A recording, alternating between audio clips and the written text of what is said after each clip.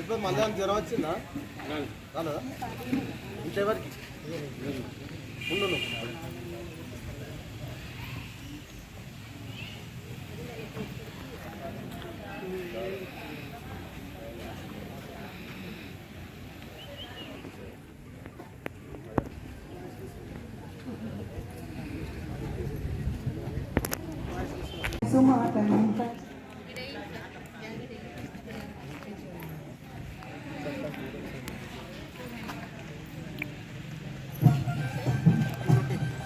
Thyroid profile రాస్తే మళ్ళీ తీసుకోండి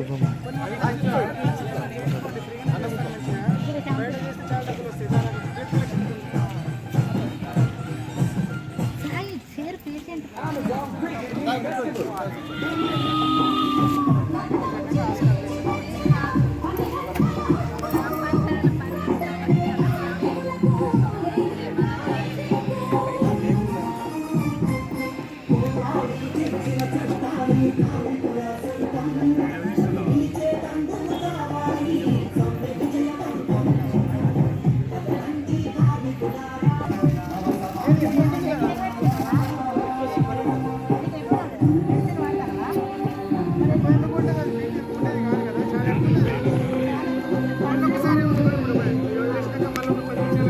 ఈరోజు మనం ఇక్కడ ఏంటంటే పారిశుద్ధ కార్యక్రమాల కోసం వాళ్ళకి హెల్త్ చెకప్ కోసం ప్రోగ్రామ్ ప్రారంభం చేశాము.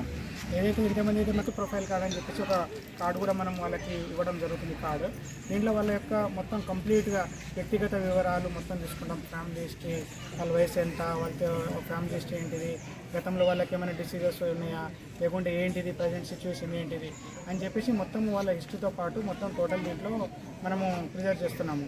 ఇక్కడ కూడా మనకు చాలా రకాలమైన పరీక్షలు చేస్తున్నాం. ఇక్కడ థైరాయిడ్ ప్రొఫైల్ అయితే ఏంటిది, కొలెస్ట్రాల్కు సంబంధించింది కావచ్చు, తర్వాత హిమోగ్లోబిన్ ఎంత ఉన్నది, షుగర్ పరీక్ష చేయడము, ఇలాంటి పరీక్షలు కూడా మనం ఇక్కడ హెల్త్ క్యాంప్లో చేస్తున్నాము.